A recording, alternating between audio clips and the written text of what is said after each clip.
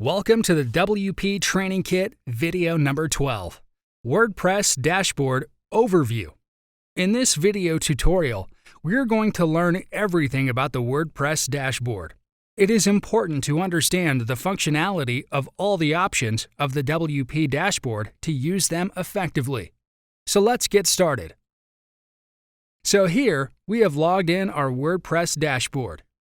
This is also our account homepage.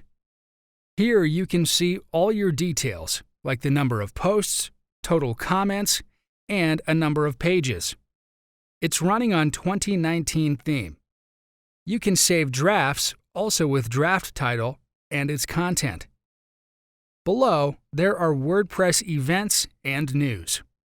It's showing recent activity on the site here.